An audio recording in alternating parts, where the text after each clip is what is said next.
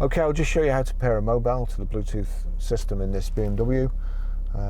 Just first of all, we make sure Bluetooth is on, and then you can either go to menu or telephone, but we'll go to menu, we'll do it the hard way, onto telephone, Bluetooth devices, click Bluetooth devices, if not scroll down, and there you've got add new devices. If nothing's showing, you can tick and untick there, so make sure there's a tick in there, otherwise you'll never pair your phone.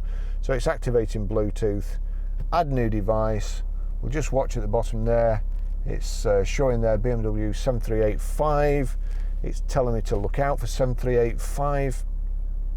So please use your Bluetooth device to start search for Bluetooth device. The vehicle will identify itself. So we'll click on that.